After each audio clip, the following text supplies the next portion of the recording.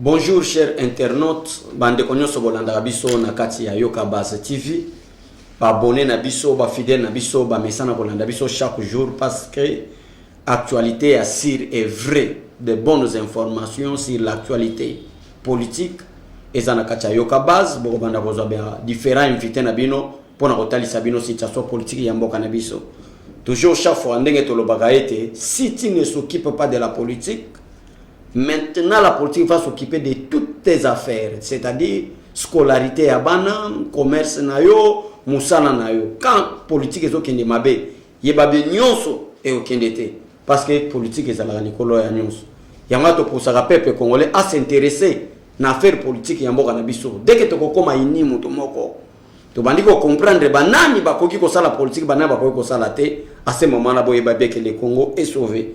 Tozana dossier moko tant tozako loba makambo yo place bozo monanga na la papa nanga Kajombo que son âme repose en paix tant to Kajombo zo loba ke Moïse Katumbi aza frère na bisote awuti libanda mboko aye biso tozana katanga tozo mona e ndenge azokota peuple balingi ete bayini e bakomi ko kanela na bana na ye bakomi ko kanela libota na ye bakomi ko finga ye jusqu'à ce que lelo papa Kajombo aza na liwa eko zoye lelo babosanae parce que la vérité et comment ça seul mboka batu balinga bolo ba vérité te soko lo beli mutu vérité catégoriquement mutu a changé parce que Congo ça ba faire comme faire habitué ba congolais na makambo lokuta politique lokuta religion lokuta makambo nyonso lokuta nyonso anezaka pona nini po ba comprendre malamu ete balingi vérité te mais biso na zela Yoka Base TV to banda obeta makambo ezaka vrai makambo eza solo. Voilà la raison pour laquelle toyaka to sala bino face à la caméra et je profite de cette occasion na remercier bande konyo soto sala ba na Yoka Base, Romeo, Aris et les autres vraiment nzamba pambola bino na musala makasi bozo sala derrière la caméra. Mais ya mbote tokota na affaire ya Moïse Katumbi na lingina épinglé lokomoko wana na sengi na ndeko na biso Romeo ce que kotali sa vidéo et sali ba polémique na ba différentes déclarations ya bato aye awuti poto aye na ba accident banyati mona bato cameraman journaliste bato nyonso ba komiko ko publier ngo na lingina épinglé loko moko très important na kati ya message wana o bato belé et comme affaire politique comme si mutu kaliboso ça l'accident ya président de la République et ça ya président Félix Tshisekedi président congolais ba président mususu depuis que le monde un monde mutu ka président tikala ko betana motote mais na lingina tel sabatu bonne volonté à président Félix Tshisekedi na lingina tel sabatu que Félix Tshisekedi aza différent na batu mususu oyo ba dirigeant des gens beaucoup na qualité ya chef de l'état congolais tous les politiciens congolais ezala bato bazoke ndiko luka visa américain ezala bato mususu politique bongela bangote ba bandi ko bima ko sala ba déclaration aniati mwana bato na mutuka président de la République asundoli mwana batu ye wana kei na ye tala lelo na ye avec les images à l'appui botala bino moko vidéo wana ndenge nini makambo esalemaki après tokozonga sima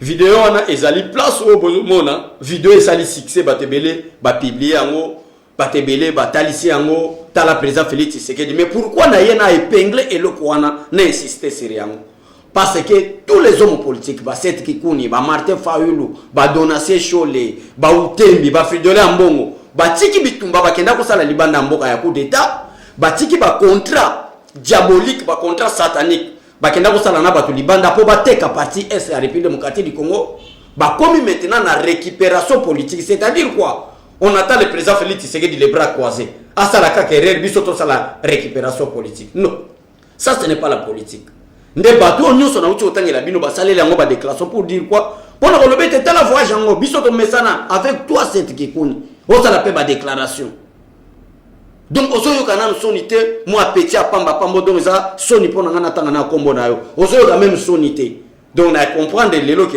batebele pour ça la baisse à ça la succès ba yo kaye il faut ça le quoi la chrétien président Félix Tshisekedi non succès c'est la objet à critiquer succès c'est la objet à critiquer mais succès est un objet à travailler d'abord travailler sala musala na yo sala musala oyo zo sala ndego memela au succès ndé on place pour que non eza dossier ya ko critiquer mototé poser na succès ça na de travail ne futa voilà maintenant tango basali ba déclaration wana na lingina tangela natali sa peuple congolais volonté ya président Félix Tshisekedi mutu kananu ya président de la République ekangi or na ba régime automoni président de la République so abeti mutu ne cortège le kawana anyati mutu akufa abuka na makolo a écraser bato cortège telema kate pour na récupérer mutuka oyo président Félix mutuka oyo ya cortège présidentiel benyati telema kate mais bon tala maintenant bon comparer parce que le président Félix Tshisekedi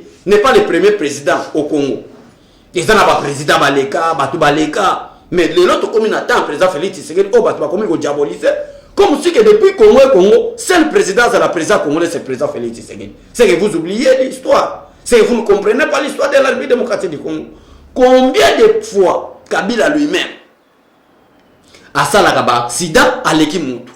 Combien de personnes on a cortège à Kabila par exemple tous un dossier Arma Tungu et ça cortège présidentiel ba kiti ba beti masasi wana ba 7 kikuni bazala kité wana ba Moïse Katumbi bazala kité wana ba fidole mbongo ba donation chole Berik Senga moi tu ba petia ba communicateur la muko na kotanga ba kombo na binote munoko na ngai za pona makama malamu pona ba communicateur mike wana ba communicateur mo ba mike mutu ko la Lexus légal o atika rap na défaut aye affaire politique souka nous les aka prison parce que le travail on zamba poner lio Lexus c'est ça musa la communication té et communication mo so ça la rapi na mutu qui ne comprenne rien sur la situation politique du Congo et qui ne comprenne rien na makabo etali ba loi pe mibe kwa mboka na biso et sort na ye e kozala ko na bari magie sort na ye kozala ko na batu balemboma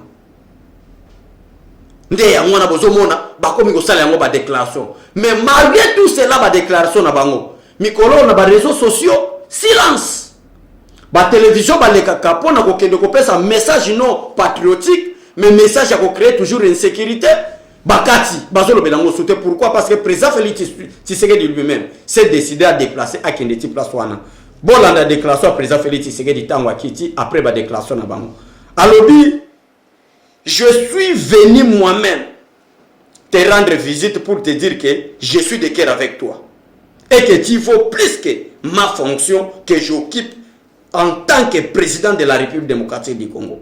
Ta valeur vaut que ma chaise, la parole, ba propos.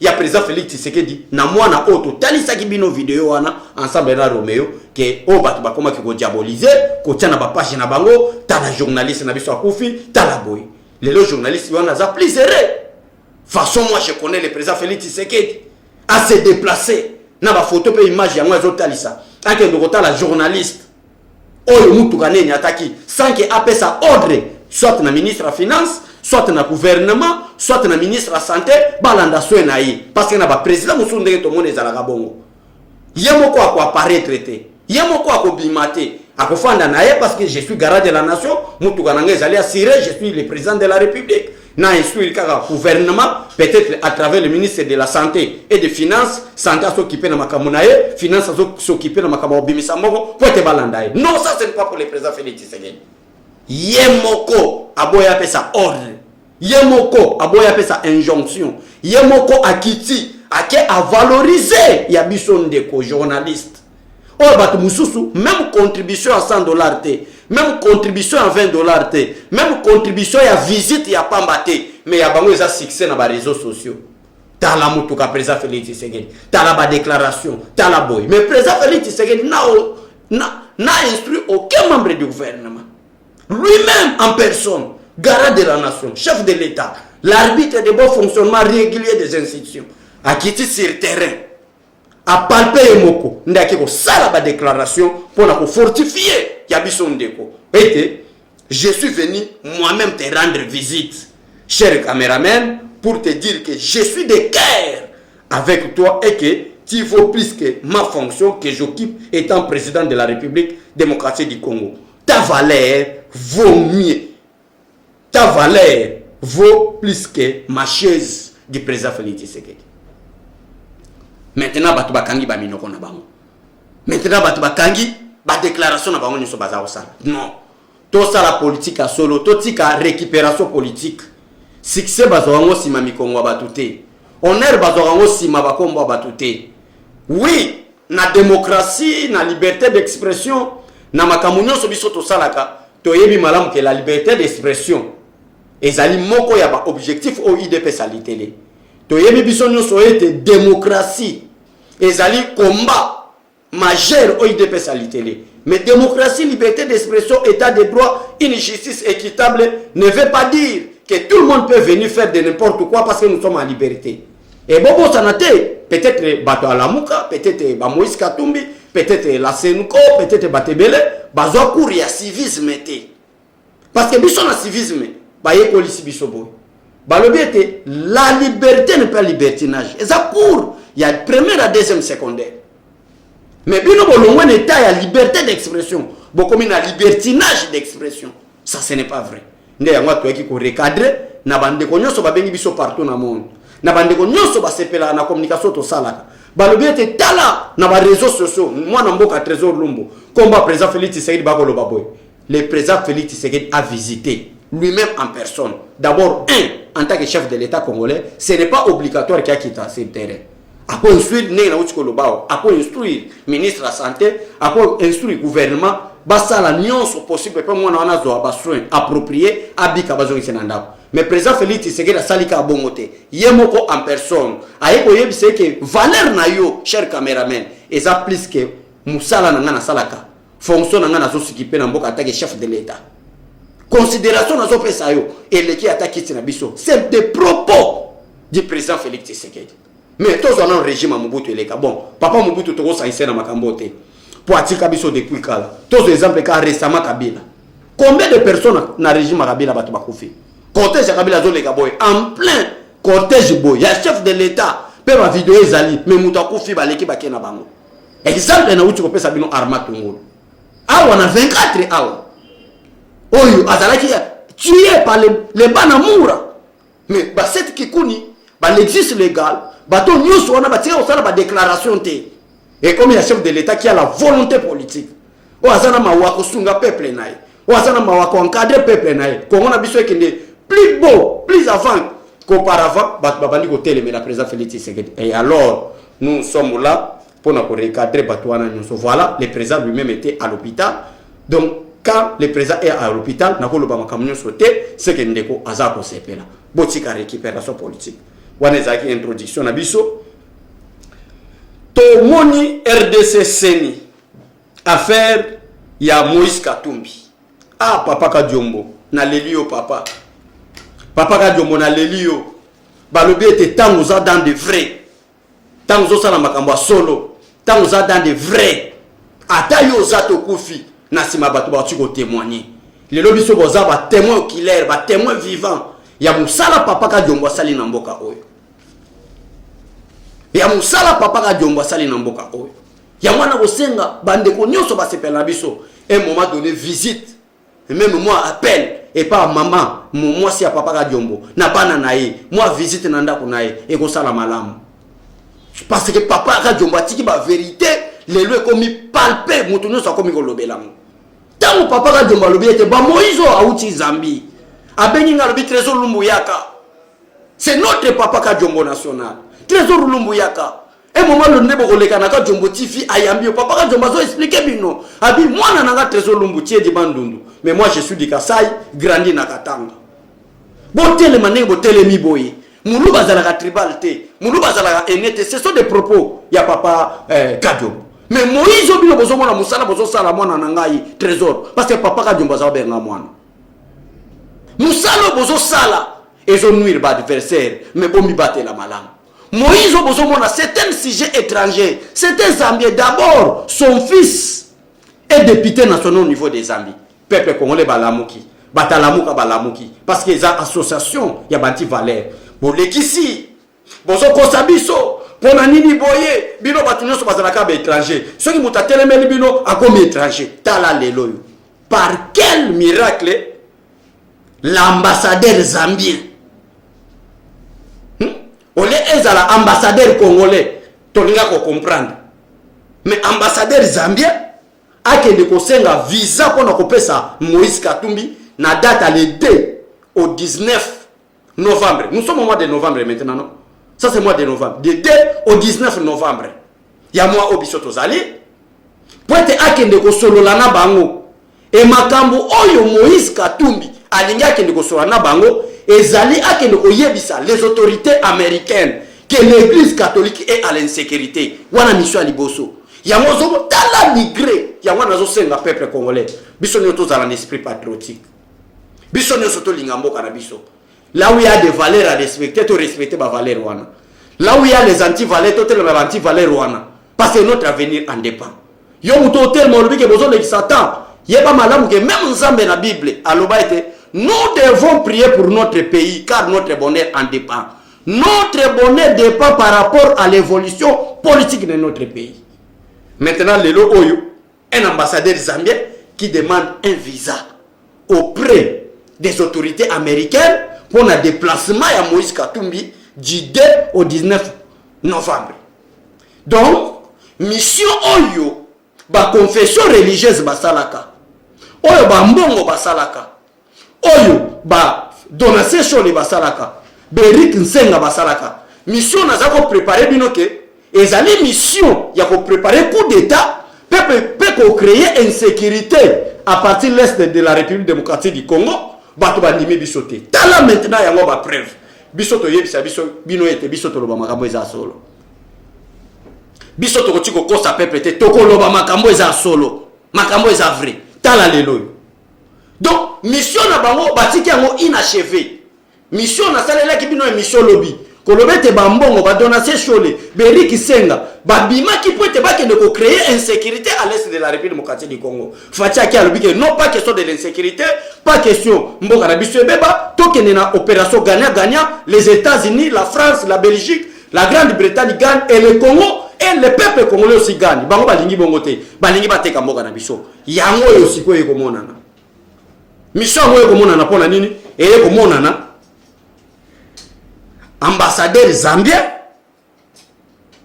akomeli les autorités américaines na kopesa Moïse Katumbi visa oya ko déplacer na mboka du 2 au 19 novembre pona ko kende ko solola nini na autorité américaine ko kende ko solola na autorité américaine quelques éléments. Premier élément, Moïse Katumbi qui ne connaît pas qui ne informer les autorités américaines et que l'église catholique est en l'insécurité. Et l'on voit fidèle en bon individu et comme l'église catholique. Parce que premier moutou a béni cette déclaration que je suis à l'insécurité, ce n'était pas l'église catholique, mais c'était un individu, une personne, au nom de Fridolin Ambongo. Mais Moïse Katumbi maintenant à son tour demande le visa à travers l'ambassadeur zambien pour éclaircir, pour ça éclaircissement, il y a bien que l'église catholique est à l'insécurité. Déjà deux phrases différentes. Parce que l'église catholique n'est pas Fridolin Ambongo. Et Fridolin Ambongo n'est pas égal à l'église catholique. Et l'église catholique n'est pas aussi égale à Fridolin Ambongo.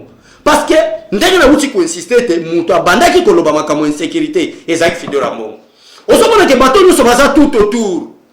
Ya ba mafia bato nyonso bazo na communauté internationale. Ba mafia wana bakatumbi, Bolize Kamitato, ba Martin Fayulu, ba Fridolin Ambongo, ba Donatien sur toutes ces personnes là. Osomona ke baza na problème, il y a intelligence. Ba mayelete. Quand Fridolin Ambongo parlait de l'insécurité, il ne parlait pas ça au nom de l'église catholique. Mais il parlait ça de son propre nom, que moi je suis à l'insécurité. D'ailleurs, on a donc insisté, pour que ça des jeux missions, tu expliquais qu'il peuple congolais, qu'ils allaient insécurité physique, mais ça insécurité spirituelle et insécurité financière. Pourquoi insécurité spirituelle? Bakenda ko simba ba gris bateka ba congolais. Congolais à la maïelete, Congolais à la consciente, Congolais à la zoba, Congolais à la mandia. D'une manière financière, insécurité, ça pourquoi? Parce que dans une école catholique, au bâton belé, et ça qui bazala qui constate des affaires commerciaux. Fati aye, atie gratuité enseignement, maintenant bakiti. À ce moment-là, il se sent en insécurité. Quand on parlait de son insécurité, ce n'était pas une insécurité physique, mais c'était une insécurité spirituelle et financière. Maintenant, Moïse Katumbi à son tour, a dit que non, là maintenant, parce que maintenant l'église catholique est en sécurité. Voilà raison pour laquelle l'ambassadeur zambien a dit visa. Parce que l'église catholique est en insécurité. Élément ni balé pour que nous traiter n'a pas anti-valeur n'a pas mafié il y a soi-disant communauté internationale qui peut me prouver maintenant en pleine émission de tout ça la boye voilà les bâtiments de la communauté internationale où se trouve le bureau de la communauté internationale. Ce sont des mafieux, des aventuriers qui ne veulent pas l'avancement de l'Afrique. Bato balingi ka ba africain batika la bato assez. Bato balingi ka ba africain baza la bato moko ba mona ka guarte. Nde élément mibale Moïse Katumbi azokende po ba kende ko akende ko asire bango. Akende ko asire bango na nini peuple congolais. Akende ko asire bango na musala oyo voyage diplomatique ya mbongo salemaki ya donation sur les salemaki ya nsenga et salemaki les représentants de l'ECC.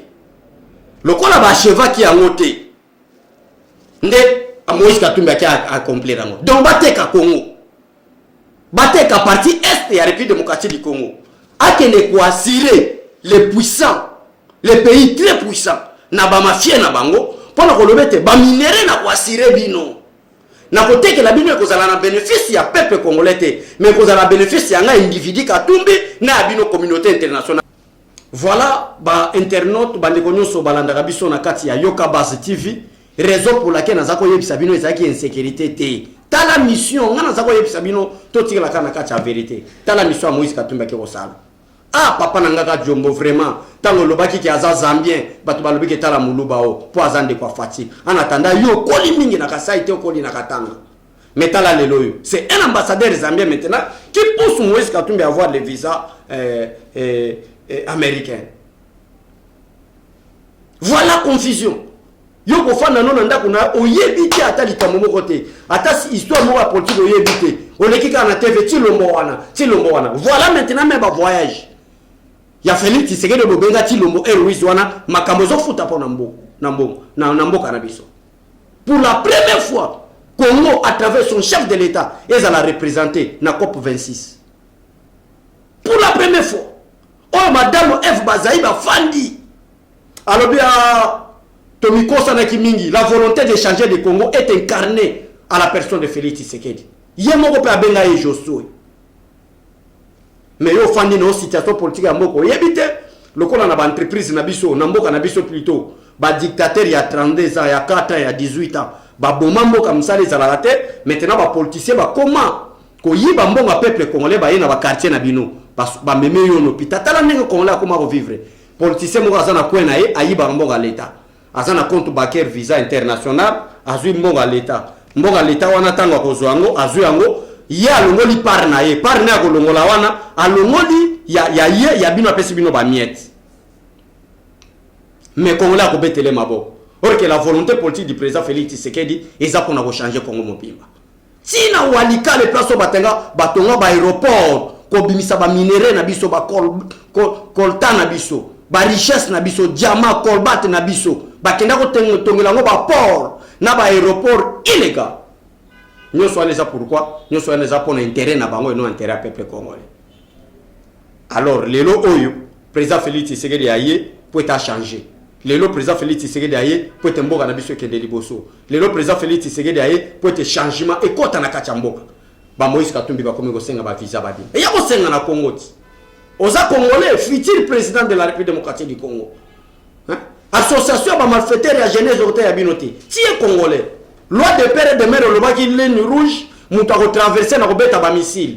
To traverser ngote menacer no le baki ligne rouge, ozobi ma paix souté. Yo maintenant comme ko kima, au lieu oya na Congo, o senga na ambassade ya Congo près des États-Unis, o comme so na ambassade ya Zambie. Tango biso to zako le baki oza ressortissant zambien. Peuple congolais bazako ndima bisoté. Bato bele bandima bisoté. Mais lelo réseau ezongi pa na biso. Bo spécifique biso réseau. dès qu'ambassadeur Zambie a négocié les visas bon peut pas biso raison nous sommes les apôtres natali sabino que politique basala ngo na NT politique basala ngo na motema mabete politique basala ngo na ba récupération politique té la politique est basée par des valeurs des principes des lois des règles et des principes établis et chose du fait que déjà tu ne veux pas respecter des principes maintenant l'île na yo ça la contre régime Félix Tshisekedi et go basé sur quoi parce que batebele ba comment diaboliser ozo mona faulu bino herboza une opposition boza ça la bango mais non on a fait des valeurs étaient le respect de la constitution. Combien des articles de la constitution de la République démocratique du Congo a été violé par Joseph Kabila? Quel est l'homme politique congolais Azako Bimasal déclaration que tel article a été violé? Mais bino non insécurité na bino financière au niveau comme ça insécurité physique. Il y a beaucoup de coopérer na ba Rwanda ba kota na nzela Bukavu. Il faut commencer quelque part. Comment commencer quelque part? C'est-à-dire, tu bannis la gratuité et enseignement. Parce que nous sommes un pays pauvre, riche potentiellement. Bah papa na biso baso salate, bah maman na biso baso salate. Il faut commencer quelque part. Le début commence par un pas. Commencer par un pas et après on va avancer. Mais bino non bon tu sois to ko sala ngote le ko la ba million na biso ekota na gratuité et enseignement. Boti ka to bima libanda mboka. Kopo na bino nyonso ici. Nous sommes là pour effrayer les peuples congolais. Nous sommes là pour la vertu. Nous sommes là pour des principes. Dès que commis déjà une inconstance politique, là, c'est fini. Voilà pour nous chiter. Dossier d'habitude à Souka Tolingi to la RDC CENI. Merci beaucoup. Na Patrick Mouyaya qui est le porte-parole du gouvernement. Son Excellence, félicitations à Moussa Lossali. Na ba question piège. Ba mekai ko sungayo. Prouvez-nous en quoi Denis Kadima est incapable. Na CV. À l'équipe et Bokoto, à l'équipe à candidat Nabino, une expérience dans le domaine électoral, à une expérience pour les cabinets, une capacité intellectuelle, à une expérience pour les candidats Nabino. Maintenant, prouvez-nous en quoi il est incapable. Maintenant, va diaboliser le tribalisme. Non, il est même province, avec le président de la République d'abord, d'ailleurs, du même village. Et nous sommes là pour nous dire que c'est faux et archi faux. On est là pour éclaircir les peuples congolais. Merci beaucoup, Nandoke Réumeo. Merci beaucoup, na staff technique. Il y a Yoka Base TV, partagez nos émissions, partagez, likez, aimez, et ça la madame que chaîne Nabiso et Kende Liboso pour Nanzela chaîne Oyo, Nde Yangwana, d'informations vraies. Et ça chaîne de la base, Yangwa Bengo Yoka Base. N'a profité de l'occasion pour remercier d'abord tout le monde, Bandeko Nyoso partager Biso, Bandeko Nyoso profiter pour faire Biso conseil, remarques, suggestions pour que tu aies la perfection. Alors, merci Nabino Nzamba Lola à Pambola Bino. Nous sommes là presque à la fin. Et Nzamba Pambola Bino. Merci beaucoup na Graciela Bolenga. Merci à tout le monde qui va visiter Bisobotika la Malam. Au revoir.